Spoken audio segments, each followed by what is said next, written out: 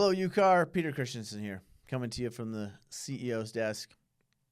Going to talk about, buyers, working with buyers. Now, most agents are going to be getting those buyer-broker agreements signed very early on, right? Because the settlement requires that you get them signed prior to touring a property. So that's kind of the new standard out there. So let's say, is it feasible that a buyer has shown up, looking around, hasn't really settled on an agent, but has wanted to go tour a few properties and maybe signed a few things along the way, but perhaps isn't fully aware? Possible, right? And you come across this buyer and are ready to, as you're supposed to, get an agreement signed, and you're going through the buyer broker agreement. Okay, so first of all, what's really at play here? Well, the idea of procuring cause through the MLS is gone. Now, why am I talking about that? Well, this idea of, if I work with this buyer and it turns out they are contracted with another broker, actually, let's reverse that. I was working with a buyer and they bailed on me and went with another agent, but I showed them this house and that house and they went and bought one of those, and I think I might be the procuring cause. Well, I can just go to arbitration and try to get that commission that was owed through the MLS. Well, that's gone now, right? And so really now your avenue of recourse is the buyer. And it was before as well. There was a buyer-broker agreement, but that's the danger, right? And that's the problem, is it's really the buyer who's put in a tricky situation if they're signing multiple buyer-broker agreements, because they are potentially double contracting for the same services, right? And so what if you're an agent approaching that buyer and you're worried about whether they've signed something?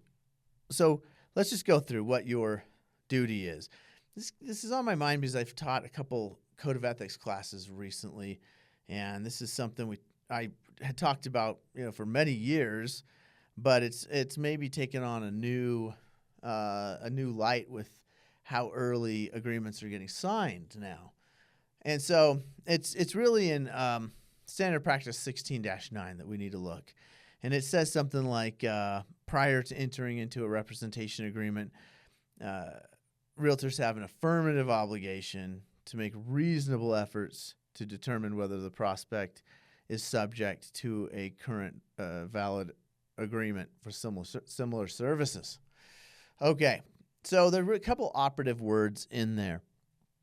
The first one is that it's the realtor's affirmative obligation. So it's really the agent's duty, obligation, to determine whether they're subject to another agreement, whether they've signed another agreement with another brokerage. And what does it say? To make reasonable efforts. Okay? So affirmative obligation. So really, the agent has to do the work to find out, right?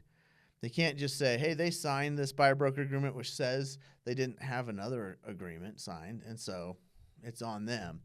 Well, you got to do some work. You have an affirmative obligation. So the first step obviously would be to ask, have you signed any of these? And if they say no, then that might be a reasonable effort, because that's the second half, right? Affirmative obligation to make reasonable efforts.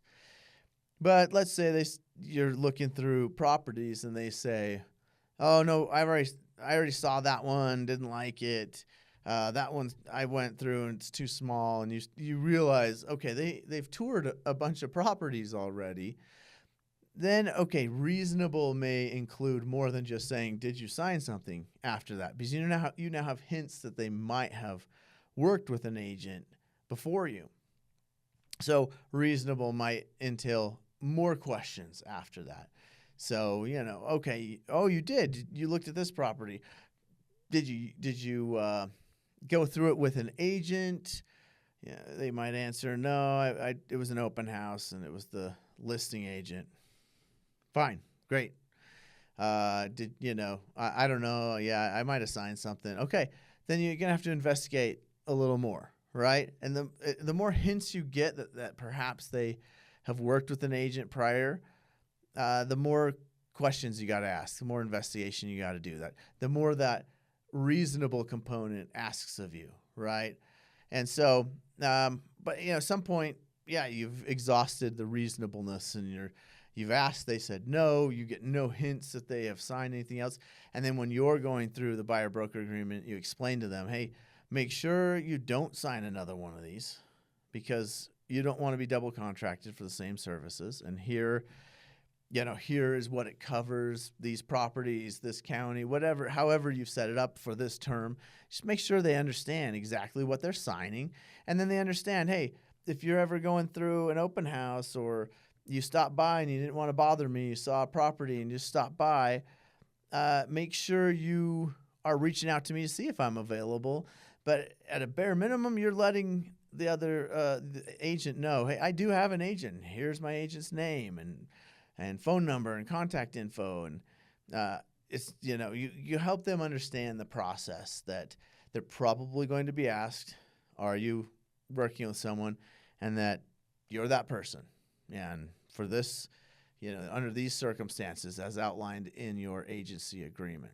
And yeah, so make sure you're explaining really well the buyer broker agreement as you're signing it with a buyer for two reasons.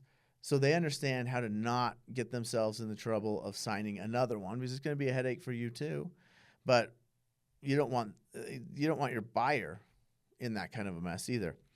And then the second reason is to help them understand, hey, if you've signed another one of these, we can keep you out of harm's way right now by you notifying me that, I did sign one. It was for that specific property. Okay, great. We can exclude that in here. Not a problem. Or you can, so you can help jog their memory, but also help them in the future not sign one unknowingly, right? Okay, so just remember, the key things: affirmative obligation, you've got to do the work in finding out if they've signed another one, and what does it require? You make reasonable efforts. So that's really it.